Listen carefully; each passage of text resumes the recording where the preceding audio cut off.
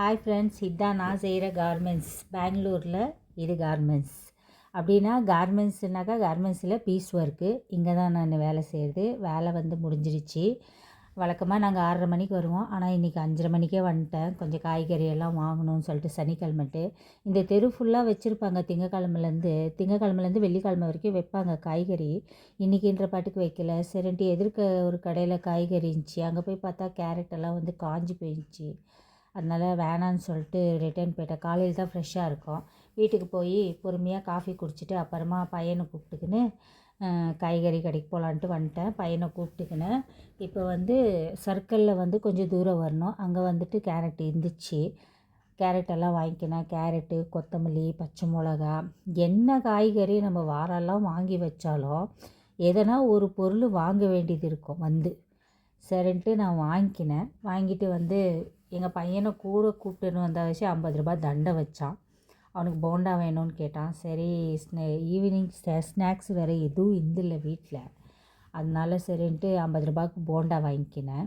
அப்படின்னா மிக்சடு உளுத்த வடை இப்போ தான் போட்டுட்டு இருந்தாங்க. அதனால கொஞ்ச நேரம் வெயிட் பண்ணிகிட்டு இருந்தோம். முடிஞ்சிருச்சு, வாங்கிட்டோம், வீட்டுக்கு வந்துட்டோம். இன்றைக்கி சாப்பாடு பார்த்திங்கன்னா என்ன செய்யலான்னா, பலவு செய்யலான்னு தான் நான் கேரட்டெல்லாம் வாங்கினேன். ஆனால் டைம் ஆகிப்போச்சு. அதுலேயும் இல்லாத எங்கள் பையன் ரவை ரொட்டி வேணும்னு கேட்டுட்டான் வேறு. நான் ஒரே வேலையில் முடிச்சிடலான்னாக்கா இவங்க நம்மளுக்கு எக்ஸ்ட்ரா வேலை தான் வைப்பாங்க இவங்க. சரி, ரவை ரொட்டி தானே செஞ்சிடலாம் விடுங்க, நாளைக்கு ஞாயிற்றுக்கிழமை கொஞ்ச நேரம் தூங்கலாம் இல்லையா, பரவாயில்ல, அவங்க இஷ்டப்பட்டது செஞ்சு கொடுத்துடலாம். அதுக்கு தேவையான பொருளெல்லாம் பாருங்கள். நான் கேரட்டை நல்லா துருவி வச்சுக்கினேன். கொஞ்சம் கொத்தமல்லி, அப்புறமா ஒரு 2 வெங்காயம் சின்னதாக கட் பண்ணிக்கின்னு, ஒரு 4 பச்சை மிளகா கட் பண்ணி வச்சுக்கினேன். தேங்காய், இது சட்னிக்கு.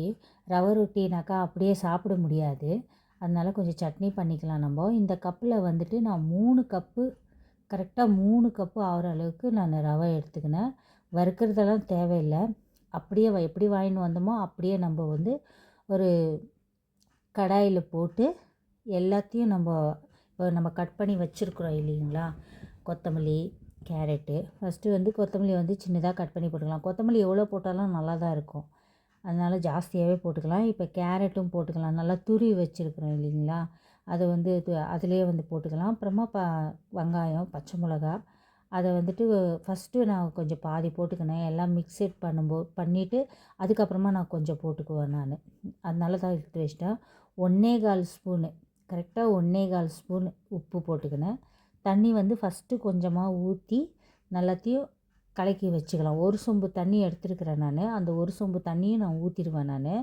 இப்போ கலக்கிறதுக்காக கொஞ்சம் கொஞ்சமாக ஊற்றி கலக்கிறேன் நான். ரவை ரொட்டி நான் அதிகமாக செய்ய மாட்டேன். ஏன்னா அது ரொம்ப லேட் ஆகுங்க எனக்கு. அதை தட்டிகிட்டே இருக்கணும். அது நல்லா கலர் ஆகிற மாதிரி, ப்ரௌன் ஆகிற மாதிரி விடணும் நம்ம. அதனால் நான் ரவை ரொட்டி அதிகமாக செய்ய மாட்டேன். ஆனால் எங்கள் பையன் ஆசைப்பட்டு கேட்டுட்டான். சரின்ட்டு பரவாயில்ல விடுன்ட்டு செஞ்சுட்டேன். நல்லா கலக்கிக்கினேன். இருக்கிற தண்ணியும் ஊற்றிக்கினேன் நான். இதை என்ன பண்ணலாம், ஒரு மூடி போட்டு ஒரு 1/2 hour நல்லா ஊற விட்டுடலாம். அப்போ தான் ரொட்டி ரொம்ப நல்லா இருக்கும். அது நிஜமாலுமே. இப்போ 1/2 hour ஆயிடுச்சுங்க. பாருங்கள், நல்லா கலக்கி எவ்வளோ தண்ணி ஊற்றணும் அதெல்லாம் அப்படியே கெட்டியாக பிடிச்சிக்கிச்சு பாருங்கள். அதனால் பாருங்கள், இது நல்லா மாவு மாதிரி ஆயிடுச்சு. ரவை இருக்கிறதே தெரில, நல்லா ஊறிடுச்சு இல்லைங்களா. நல்லா ஊறிட்ட பிறகு நம்ம ரவை ரொட்டி செஞ்சோம்னாக்கா நல்லாயிருக்கும். ஆல்ரெடி நான் அடுப்பு பற்ற வச்சு நான் தோசை தவா வச்சு நல்லா காய வச்சுட்டு மறுபடியும் நான் தண்ணியை போட்டு கொஞ்சம் சில்லுன்னு ஆகிற மாதிரி போட்டால் தான் அந்த ரொட்டி வரும். ரொம்ப காஞ்சிட்ட பிறகு போட்டோன்னு நினச்சிக்கோங்க, அந்த ரொட்டியெல்லாம் என்ன ஆகும், புட்டுக்குன்னு வரும். அப்போ க்ளீனாக நம்மளுக்கு ரவுண்ட் ஷேப்பில் கிடைக்காது நம்மளுக்கு. அதனால தான் நான் என்ன பண்ணேன், ஃபஸ்ட்டு நான் கடாயை நல்லா காய வச்சுட்டு, தவாவை நல்லா காய வச்சுட்டு மறுபடியும் நான் சில்லுன்னு பண்ணிக்கினேன்.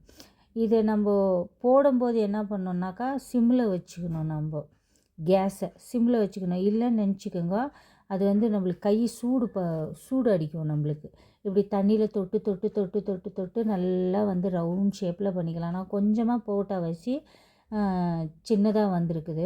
அதிகமாக போட்டோம்னாக்கா அந்த தவா நிறைய வரும். நல்லா எண்ணெய் ஊற்றிக்கணும். நல்லா எண்ணெயிலேயே அது நல்லா வேகணும். அது அது வந்துட்டு இப்படி இப்படி போட்டதுமே நம்ம அப்படியே விட்டுறக்கூடாது. நல்லா நம்ம இப்படி இப்படி பண்ணி விட்டுட்டே இருக்கணும் தோசை கரண்டியில். அப்போ தான் அது கீழே என்ன ஆகும், நல்லா செட் ஆகி இன்னும் நல்லா வேக ஆரம்பிக்கும். இப்போ வெந்துருச்சு, கீழே திருப்பி போட்டுக்கிறேன் பாருங்கள். தோசை மாதிரியே தான் இருக்கும், ஆனால் காஞ்சிட்டு கொஞ்சம் ஆறிட்ட பிறகு நல்லாயிருக்கும் மொறு மொறுன்ட்டு. இதுக்கு தேங்காய் சட்னி வந்து நான் ஃபஸ்ட்டே அரைச்சி வச்சுக்கினேன். அதுக்கு வந்துட்டு தேங்காய் சட்னிக்கு வந்து என்னாக்கா கொஞ்சம் தேங்காய், கொஞ்சமாக பொட்டுக்கடல, அப்புறமா வந்துட்டு கொஞ்சம் ஒரு துண்டு இஞ்சி, பச்சை மிளகா, பூண்டு, ஒரு 4 பல் பூண்டு போட்டு நான் தேங்காவை நல்லா சட்னியை நல்லா அரைச்சி வச்சுக்கினேன். எடுத்துட்டேன். மறுபடியும் நான் இன்னொரு வாட்டி போடுறேன் பாருங்கள். ஏன்னா சரியாக பார்த்துருக்க மாட்டிங்களே என்னமோன்றதுக்காக தான் ஒரு 2 3 சுட்டு காட்டுறேன். இதை வந்துட்டு டிஃபனுக்கு கூட போடலாம் பசங்களுக்கு. டிஃபனுக்கு போட்டாக்கா எங்கள் பையனுக்கு வந்து டிஃபனுக்கு இது ரொம்ப பிடிக்கும். இது எங்கள் பையனுக்கு நான் காலையில் டைமில் எப்போனா சீக்கிரம் எழுந்திரிச்சேன்னாக்கா செய்வேன், இல்லைன்னா செய்ய மாட்டேன் நான். ஏன்னா ரொம்ப லேட் ஆகுது, நம்மளுக்கும் வேலைக்கு போகிறதுக்கு லேட் ஆகுது இல்லைங்களா. இன்றைக்கி கொஞ்சம் வேலையிலேருந்து சீக்கிரம் வந்தால் வச்சு தான் இதையும் செய்ய முடிஞ்சிச்சு. லேட்டாக வந்திருந்தேன்னு நினச்சிக்கோங்க, அது கூட செஞ்சுருக்க முடியாது. அதுவும் இல்லாத நான் கட்டிங் கிளாஸுக்கு போகிறேன் வச்சு இன்றைக்கி கட்டிங் கிளாஸ் வந்து ஒரு 4 நாளாக இல்லை. அதனால் கொஞ்சம் ஃப்ரீயாக இருக்கிறேன் நான். அதனால் அவன் கேட்டதை செஞ்சு கொடுத்துட்டேன், இல்லைன்னா என்னால் செஞ்சுருக்கவே முடியாது. நான் வர்றதே வந்துட்டு 7 மணிக்கு தான். இன்றைக்கி மட்டும்தான் நான் சீக்கிரம் வந்திருக்கிறேன் நான். பாருங்கள், இது வந்துட்டு அதிகமாக மாவு எடுத்தேன். கரெக்டாக வந்துட்டு அந்த தவா எவ்வளோ இருக்குதோ அது ஃபுல்லாக ஆயிடுச்சு. இது வந்து ரொம்ப நல்லாயிருக்கும், சின்னதும் நல்லாயிருக்கும், இதுவும் வந்து ரொம்ப நல்லா இருக்கும். ஆயிடுச்சுங்க. இப்போ இதை போட்டு ஒரு 2 ரொட்டி போட்டு கொஞ்சம் தேங்காய் சட்னி வச்சு சாப்பிட்டு பார்த்தீங்கன்னா ரொம்ப நல்லாயிருக்கும். நீங்கள் வீட்டில் வேணால் ட்ரை பண்ணி பாருங்கள்.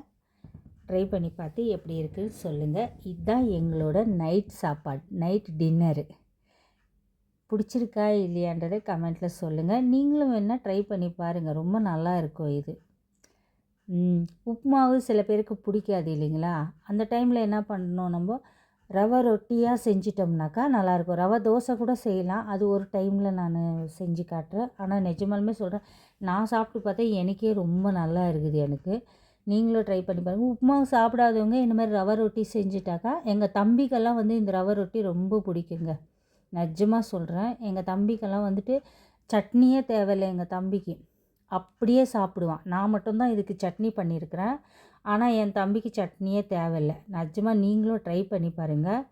பொய் சொல்கிறேன்னு நினச்சிக்காதீங்க, நிஜமாலுமே ரொம்ப நல்லா இருக்குது. நானே வந்துட்டு சுடும்போதே ஒரு சப்பாத்தி சாப்பிட்டுட்டேன். ரொம்ப நல்லாயிருக்கு, பொய் சொல்ல சத்தியமாக நல்லா இருக்குது. ட்ரை பண்ணி பாருங்கள். ஓகே, இந்த வீடியோ பிடிச்சிருந்தா லைக் பண்ணுங்கள், மறக்காமல் சப்ஸ்கிரைப் பண்ணுங்கள். ஓகேவா? எப்படி இருக்குதுன்ட்டு நீங்களும் ட்ரை பண்ணி பாருங்கள். இன்றைக்கி டின்னர் முடிஞ்சு போச்சு. ஓகே, பாய், குட் நைட். எல்லாருக்கும் இரவு வணக்கம்.